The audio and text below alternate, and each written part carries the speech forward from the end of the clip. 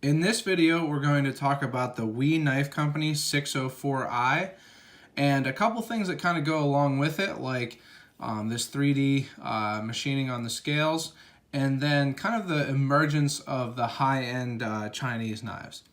So to start out with that, this is a Chinese-made knife. WE Knife Company is, a company based in China, and it's kind of something that's newer to the knife industry. For a long time, high-end knives were made almost exclusively in America, or sometimes Japan, or sometimes like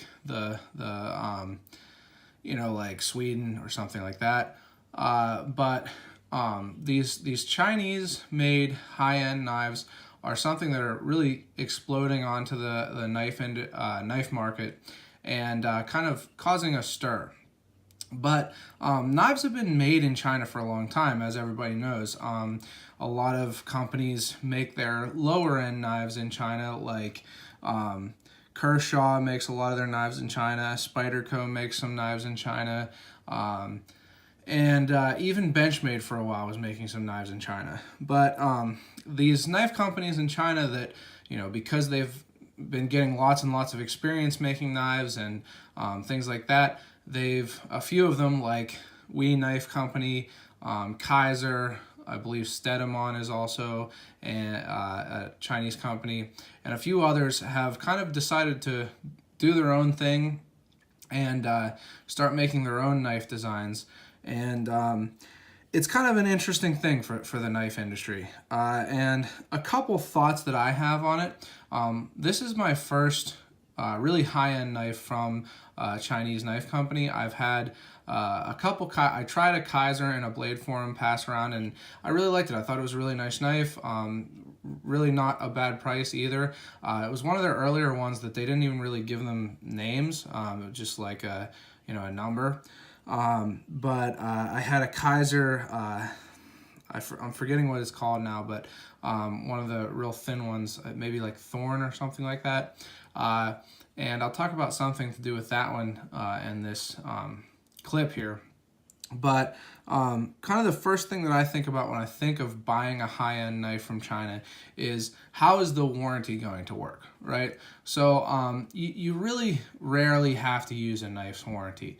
I've used a few warranties. I have a couple of knives out right now for warranty work. I have a Victorinox, not this one obviously. I have my Victorinox Huntsman and a friend's Victorinox Camper out right now, so we'll see how that goes.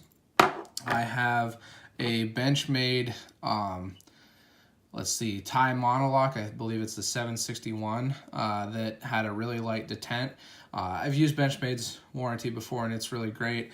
And then I've used ZT's warranty before, and also Kershaw, which they're both Kai, so they're both really great warranties. And the thing with all of those is that the warranty work is done in the United States. Kai is a Japanese-owned knife company, but all ZTs are made in the United States, and even the Kershaw knives that are made in China, the warranty work is done in the United States, I believe. So when you buy a knife from China, especially a knife like this that costs, I believe, around $250, I traded into this, so I didn't buy it, but I believe it's about $250. A question that I have is, how is the warranty going to work if something were to go wrong with this? Now, like I say, usually nothing goes wrong with a knife. Very rarely you have to use a warranty.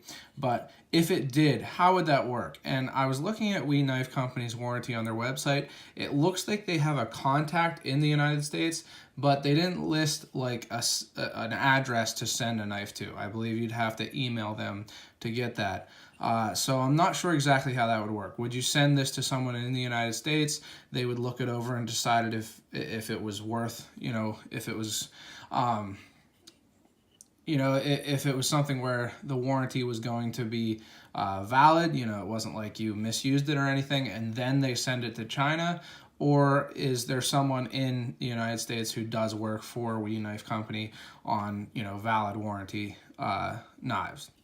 I don't know the answer to that, and it's something that is kind of a question to me.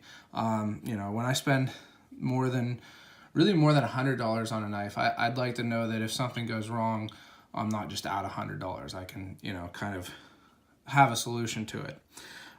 The other thing that I think about with a company that's in China, that's newer, We Knife Company, obviously they know how to make knives, as you can see just looking at this knife, but is the staying power of the company. I might as well open this here. So, like a company like, again, Spyderco, Victorinox, even Ontario, which this knife is made in Taiwan, I believe.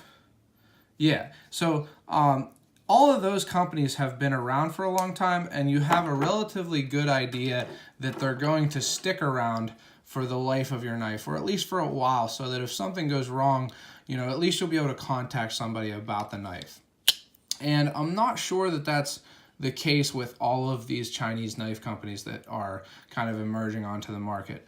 I'm sure some of them will, find their niche, find their market, and stick around for a long time. But I'm also sure that some of them will end up, kind of just pittering out and, not being around.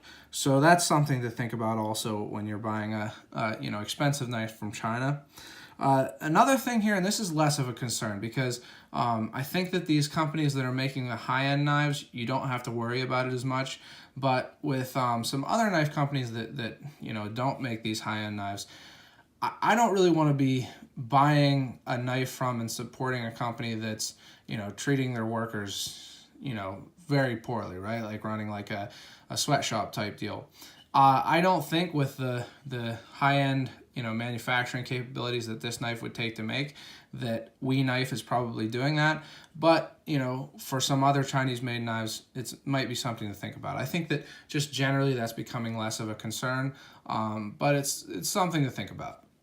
Another thing there is that some Chinese knife companies continue, just in the face of trying to become legitimate, they think that they can still make basically rip-offs of other knife company or knife makers' designs. Now, again, that's not the case with We Knife. All of their designs are either designed for them by a knife designer or designed in-house. I believe I saw that the 604 is a We Knife Company in-house design. So, it's a great design. It's a great looking knife. But some Chinese knife companies still make basically rip-offs of other designers or knife companies, and that's not something that I want to support. Some people are okay with that. I don't really like to do it. I'd rather buy the knife from the person who designed it.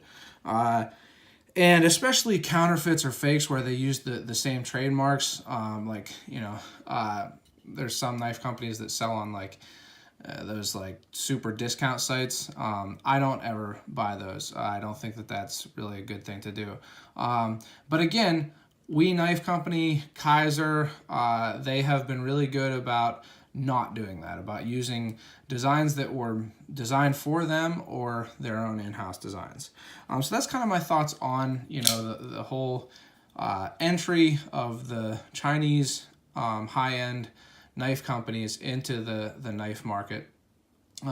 So some things to think about, but once you get to the knife here, some of those things kind of go away, right? It's a great looking knife. Speaking of the fact that this is, I believe, an in-house design, it's a really good looking knife. Really nice lines, from the handle, nice and smooth into the blade. Really cool this is kind of a drop point style blade here with a recurve. Now, I'm usually not a fan of recurves, and kind of to quickly talk about that, the reason for that is that with a normal flat stone, right? So I believe I have my Spyderco double stuff right here. With a normal flat stone, it's going to be hard to hit that kind of concave, I believe that's concave, area of the blade there, right? So it makes it a little bit more difficult to sharpen with this kind of sharpening method. And I don't really think that if there is any added cutting value to it, it's worth that extra difficulty in sharpening. Now, if you use something like a Spyderco, what's it called?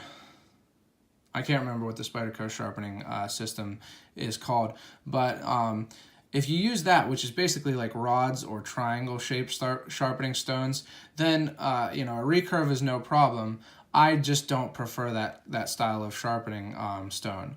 I think it's just a little bit less precise for me. I can, you know, decide what angle I want a knife to be at when I'm using just a normal stone here. But you know, if you use that kind, then a recurve is no problem. I just don't prefer it. But I think that on this knife, it looks good. Now they make WE makes a knife on the 604 kind of frame, I guess you would say, that has a Tonto blade, and I think that it looks really nice also.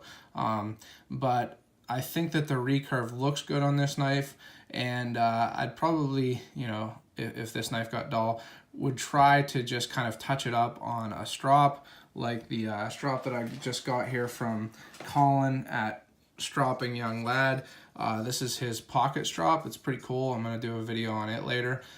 So check out Stropping Young Lad. I think it's stroppingyounglad.com for this kind of cool, easy to use strop to keep a knife like this that might be a little bit more difficult to keep sharp with a normal stone, nice and sharp. But anyway, it looks really nice. It's a nice looking design. Really simple handle here. I really like that. I've talked before about how I prefer a simple handle design because it ends up being more ergonomic, right? So this gives you lots of space to grip the knife. I have a pretty wide hand, and even with my wide hand here, I have extra space left over, which some people, I guess, don't like. I like it because it gives me the option to grip the knife in different ways, kind of a pinch grip, you know, if for some reason I needed to do this kind of grip, what you call like a hammer or fist grip. And I mean, I never really grip a knife like this, but this is fine also. So lots of different ways that it's very ergonomic to hold because it has this nice simple shaped handle. Now to kind of talk about the handle here, you see it has this really cool dragon scale type 3D milling, and that's something that I kind of want to talk about in general. I think that this takes this knife from being, you know, a really nice knife that you might pay, I don't know, I'd say $150 if this was, you know, a G10, to being a knife that I don't think is overpriced at $250. I've, you know, done some work with, you know, contacting people about machining titanium, and it's not an inexpensive thing, and this is a lot of machining. As you can see here, if I can get it to focus close up, these are all individually machined so that each scale is raised, and then on top of each scale this little barb type thing is raised also, and that's the whole way across both sides of the handle other than on the back there. So that's just a whole lot of machining, and I think that machining the handles really adds to any knife. So I have some kind of examples of you know, where that goes really right, and some comparisons to you know, where they haven't done that kind of thing. So another place that's kind of similar, a little bit less high end or less you know, involved of machining, which this is about as much machining as I've seen on a handle, is the Zero Tolerance 0561 or 0560. They both have this machining. So it has this kind of Hinderer style machining that's on both the G10 side and the titanium side. And this was kind of something that was not on very many, if any, production knives when this knife came out. So it really added a lot to it. I think it looks really good. It adds a little bit of grip, I would say, just a little, you know, not too much here. And I would say that this one, the WE Knife 604, actually adds a little bit more. It does add some tactile, you know, kind of grippiness to it on the sides of the scales here. Another knife that has kind of a similar thing, but you know, a little bit different take on it, is the Spyderco Native 5 Titanium with fluted titanium scales here. So this one is, I don't think that it adds all that much grippiness to it. I think that it would be grippier with G10. It's not super, you know, kind of practical or utilitarian. It's more of a looks thing, but it still, you know, has value in that. I think it makes it look like a much higher end knife. Excuse me. Now, this is not machined, I believe. So the Alox Victorinox scales, I think that this is just poured, aluminum, basically aluminum oxide scales that they pour into this kind of here pattern. But it looks nice. I think it looks nicer than if it was just poured flat or smooth. And then kind of the next step down from that is normal either plastic, which is this is what Cold Steel calls faux G10. It's basically just plastic, injected plastic, in kind of a grippy type pattern there, and it does add some grippiness, but it's not really that good looking. It doesn't really look a way that adds kind of value to the knife, and along with that normal G10 here, like on the Spyderco Chalkway, when you carry and use a G10 knife, it's going to wear down relatively quickly compared to a 3D milled handle on either titanium or G10 like the zero tolerance. This is just a peel ply type pattern on the G10, and it wears off relatively quickly. You can see this is worn smooth. Actually, it's almost kind of shiny. So that's not going to happen with a 3D milled handle like this. So I really think that that's something that adds a lot of value and kind of high-end just niceness to a knife if it's something that you are looking for. And speaking of the milling and the machining on this knife, if you look inside, and I'm going to try to get this to focus, you can kind of see it in there. There is a lot of kind of relief milling inside. So the handle is milled out to make it a little bit less thick and a little bit lighter, and it's a lot. It makes it feel less heavy than you would expect, even with the full titanium handle scales. It doesn't feel like a heavy knife, especially considering that it's a relatively big knife. This is I think it's an over 4-inch blade. So lots of machining put into this knife that makes it really feel like a nice knife that had a lot of thought put into the design and the production.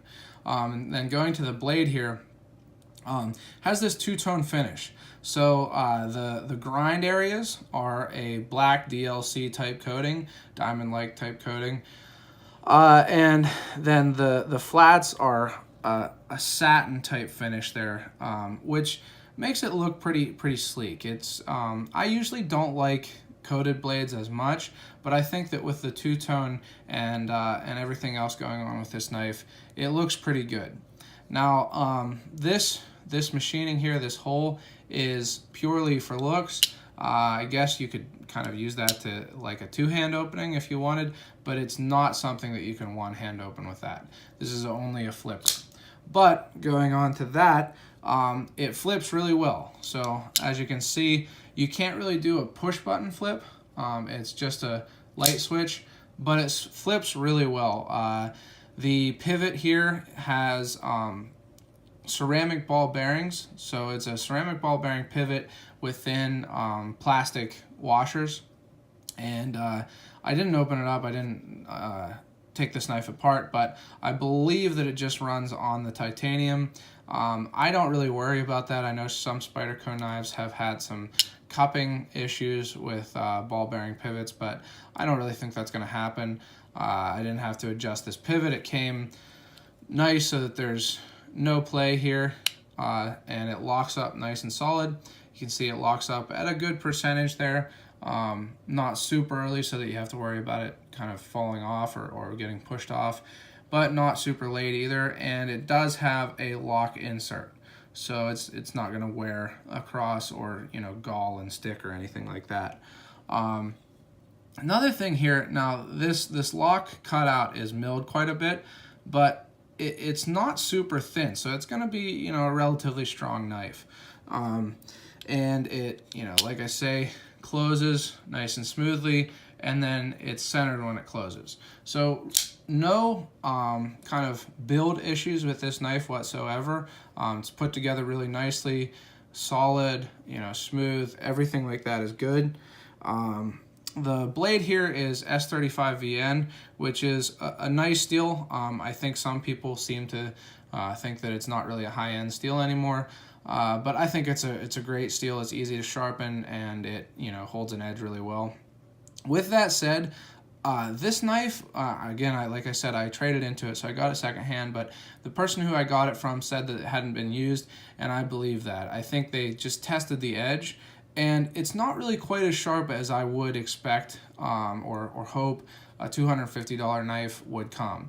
The tip here, and I doubt that this will focus, but the tip is not quite as thin as I would like. It kind of gets to a thicker edge up here at the tip. So the edge not quite as sharp or as thin as I would hope, but it's a good steel. You could definitely resharpen it to a nice thin edge if you wanted. Although, like I say, it might be a little bit more difficult to do that with the recurve.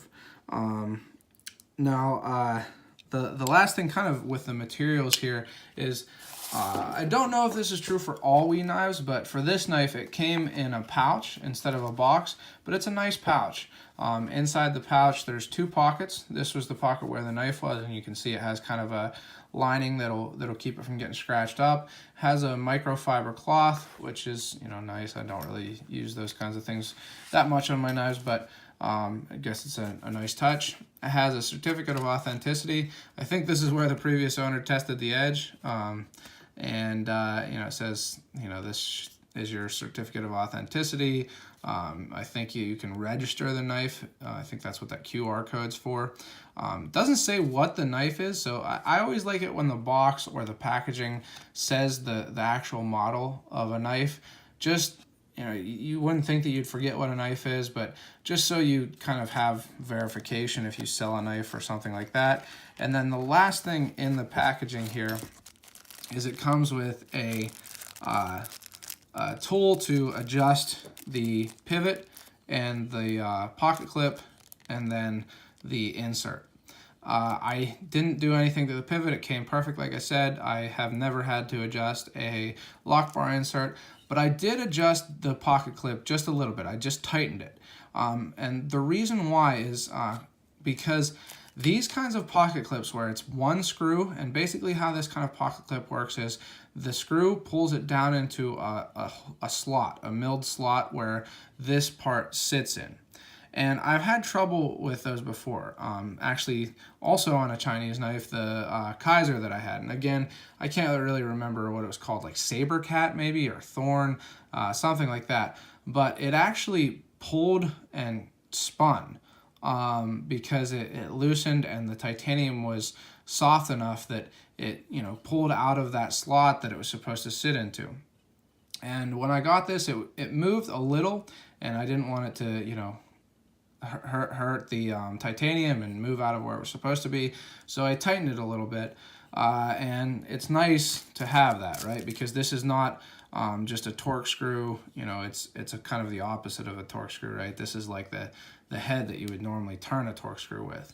So it's nice that they give you the tool. Some companies have proprietary screws, and you have to buy the tool, which is totally ridiculous, and I will not buy a knife because of that, because it's so ridiculous. It's nice that they add that. I do kind of question the sturdiness of a clip that sits like that, but once I tighten this, it doesn't move at all. It seems pretty sturdy, so maybe that one that I had kind of fail was just a fluke. But with that said here, kind of onto another thing about this knife is I don't believe that this is an integral knife, meaning, a lot of knife companies, really high-end knives, are being made with one piece of titanium that is the whole handle, right? No split down the middle. And nothing online that I've found says that this is an integral knife, and you can actually see there that there is a split down the middle. But what I don't know is how this knife is held together. So as you can see, this screw for the pocket clip it definitely doesn't go the whole way through. Now it could go into to the second, the other side of the scale. That's definitely possible, and I'm guessing that that's how it's held together. But the only I guess there's 3 screws on this knife: the pivot, the lock bar insert, and the pocket clip. So I guess that the pocket clip must be how it's held together, unless it's like slid together or something like that. But it's really kind of a minimalist type deal there. There's very few screws on this knife, and it makes it look like it's an integral knife, even if it's not. So it has that nice look of kind of one piece, kind of very smooth and fits together nicely. You have to really look to find that place where the 2 handles split.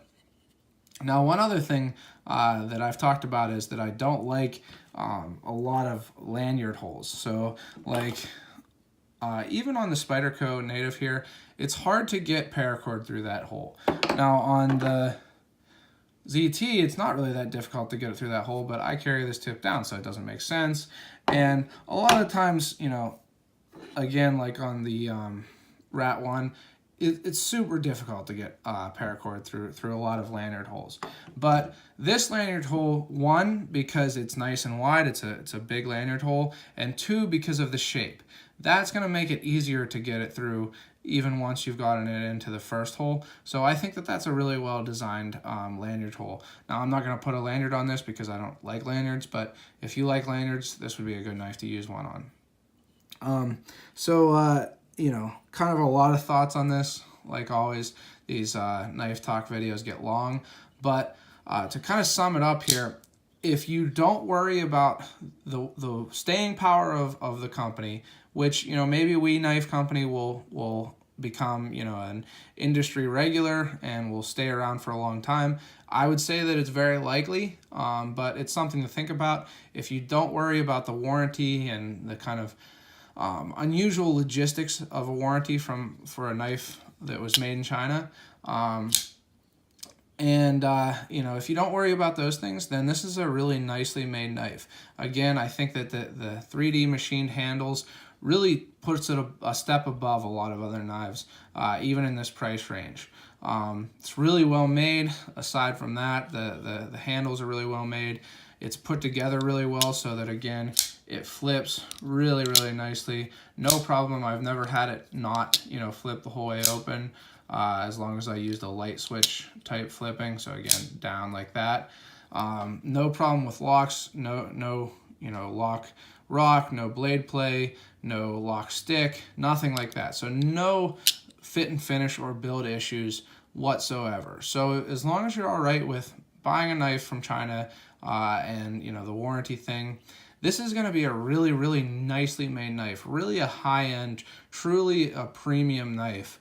And it's really cool kind of to see how this is playing out in the knife industry, that there's a few of these knife companies from China that are emerging and really kind of throwing the gauntlet down with these knives, really upping what you can get for your money in a knife.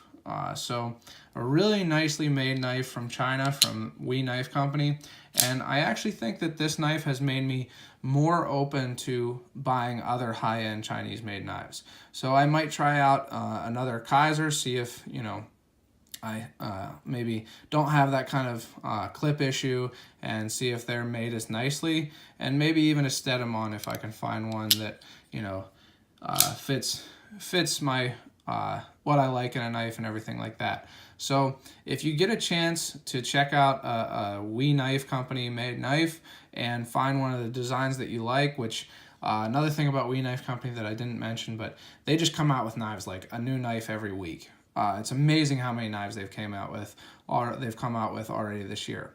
So if you can find one that you like, a design that you like, it seems like you're going to get a really, really well-made knife, premium materials, and just overall a really high-quality knife.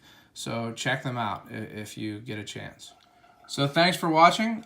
If you've watched this far, I'm guessing you enjoyed it. So go ahead and like this video, and I've got lots more 1-minute overviews and some knife talk videos coming. So don't forget to subscribe and do good.